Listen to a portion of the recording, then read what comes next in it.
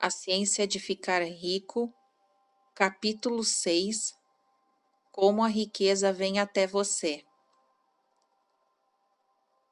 Quando eu digo que você não tem que fazer negócios acirrados, não significa que você não tem que dirigir nenhum negócio, ou que você está acima da necessidade de negociar com seus companheiros.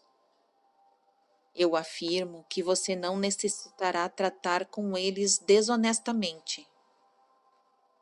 Você não tem que pegar algo em troca de nada, mas tem que dar a cada pessoa mais do que você recebe.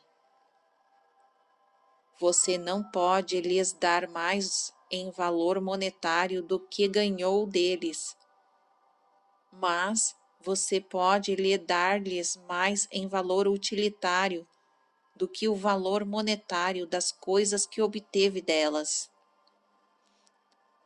O papel, a tinta e outros materiais deste livro podem não valer o dinheiro que você paga por eles, mas se as ideias sugeridas por ele lhe trouxerem milhares dos dólares, você não foi tratado injustamente por aqueles que o venderam. Deram-lhe um valor utilitário enorme por um pequeno valor em dinheiro. Vamos supor que tenho um quadro de um grande artista, o qual, em uma sociedade desenvolvida, vale milhares de dólares. Eu o mostro a um selvagem e, com minhas habilidades de vendedor, o induzo a trocar um fardo de peles de menor valor pelo quadro. Eu realmente o enganei, porque ele não tem nenhuma utilidade para dar ao quadro. Não lhe atribuí nenhum valor utilitário, não acrescentará nada à sua vida. Mas suponha, por suas peles, que eu lhe dou uma ferramenta no valor de 50 dólares. Ele fez então um bom negócio. A ferramenta tem utilidade. Vai lhe dar muito mais peles e muito mais alimento, acrescentará algo em sua vida. De certa forma, o fará rico. Quando você sai do plano competitivo para o plano criativo, você pode sondar suas negociações mais estritamente. E se você estiver vendendo qualquer coisa a uma pessoa que não some algo mais à sua vida do que a coisa que ela lhe dá em troca, você terá recursos para parar. Você não tem que enganar ninguém num negócio. E se você estiver em um negócio que precise enganar as pessoas, então saia dele o quanto antes. Dê a todos mais em valor utilitário do que você recebeu deles em valor monetário. Então você estará somando algo à vida no mundo de cada negociação. Caso você tenha pessoas trabalhando para você, você deve obter delas mais valor em dinheiro do que você os paga em salários. Mas deve organizar seu negócio baseado no princípio da prosperidade, para que cada empregado que deseje segui-lo possa progredir um pouco a cada dia. Você pode fazer para seus empregados o que este livro está fazendo para você. Conduza seus negócios de modo que seja como uma escada, em que cada empregado que se responsabilize possa escalar e até atingir a própria riqueza. Dê oportunidades. Se ele não souber aproveitar, a culpa não será sua.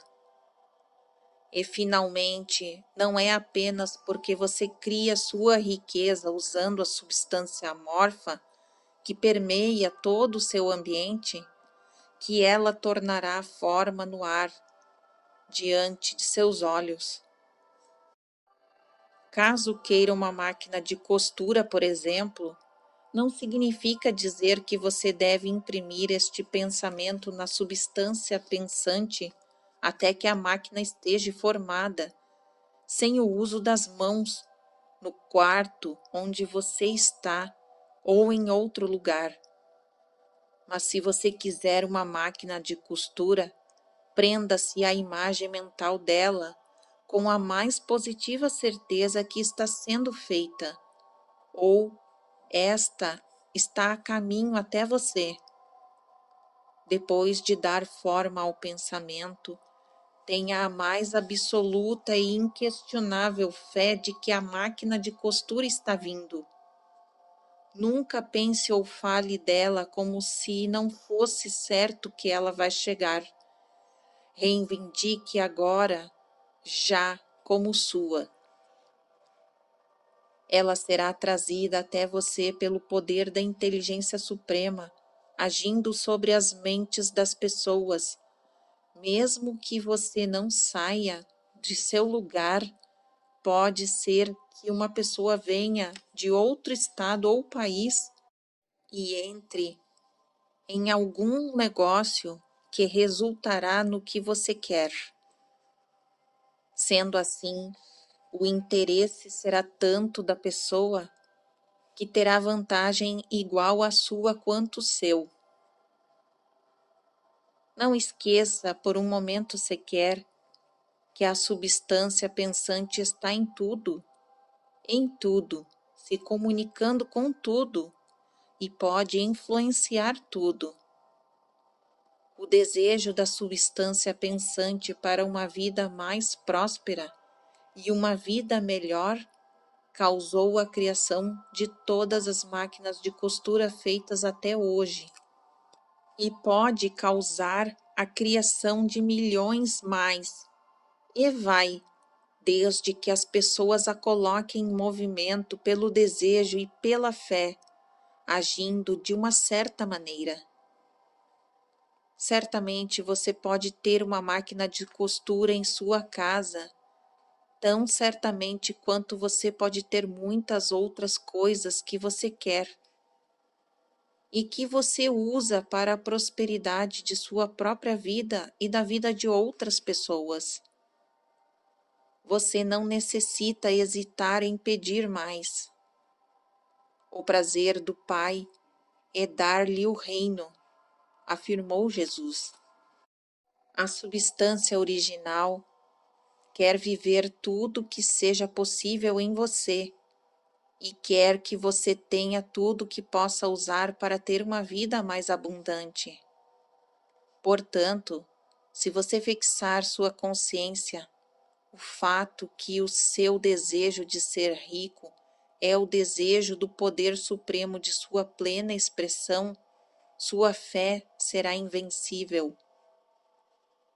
Uma vez eu vi um menininho se sentar ao piano, tentando em vão tirar a harmonia da partitura. Vi que estava aflito e aborrecido por sua inabilidade musical. Perguntei por que toda aquela aflição, e ele respondeu: sinto a música dentro de mim, mas não consigo fazer minhas mãos tocarem certo.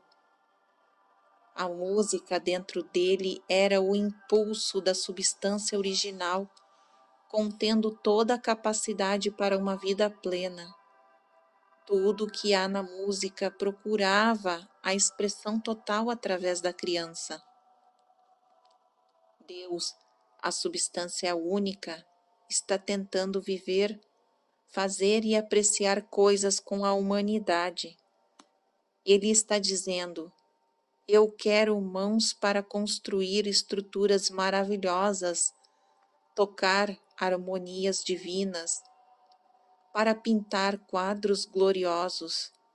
Eu quero pés para perambular, olhos para ver minhas belezas, língua para dizer poderosas verdades e cantar canções maravilhosas, e assim por diante. Tudo o que há em possibilidades está procurando expressão através das pessoas. Deus quer que todos aqueles que podem tocar música, que tenham pianos ou outros instrumentos e os meios de cultivar seus talentos até a plenitude. Quer aqueles que possam apreciar a beleza, cercados de coisas bonitas, quer aqueles que podem discernir a verdade, que tenham a oportunidade de viajar e observar, quer aqueles que podem apreciar as vestes que possam ser bem vestidos, e aqueles que podem apreciar o bom alimento que sejam alimentados com luxo. Quer todas estas coisas porque Ele mesmo as aprecia, são criações suas. Deus quer divertir-se, cantar, apreciar a beleza e proclamar a verdade, usar boas roupas e comer bem. Deus trabalha em você pela vontade e pelo fazer. Assim falou o apóstolo Paulo. O desejo que você sente de enriquecer é o infinito procurando expressar-se em você, assim como procurou encontrar a expressão no menino do piano. Sendo assim, você não precisa hesitar em pedir mais. Sua parte é em concentrar-se e expressar esse desejo a Deus. Pedir mais é uma coisa difícil para a maioria das pessoas. Elas mantêm algo da velha ideia de que a pobreza e o auto-sacrifício agradam a Deus. Veem a pobreza como parte do plano, uma necessidade da natureza. Eles têm a ideia de que Deus terminou seu trabalho e fez tudo o que podia fazer, e que a maioria das pessoas devem permanecer pobres porque não há o bastante para circundá-las. Prendem-se tanto a este pensamento errôneo que sentem vergonha de pedir para enriquecer. Tendem a querer pouco, apenas o bastante para ficarem razoavelmente confortáveis. Eu lembro o exemplo de um estudante a quem foi dito que devia fixar sua mente uma imagem das coisas que desejava, de modo que o pensamento criativo nelas pudesse ser impresso na substância amorfa. Era um homem muito pobre, vivia em uma casa alugada e tinha somente o que ganhou no dia a dia, e não poderia ater-se ao fato que toda a riqueza viria a ele. Assim, após ter pensado no assunto, decidiu que poderia pedir um tapete novo para o assoalho de seu melhor quarto e um fogão de carvão para aquecer a casa durante o inverno.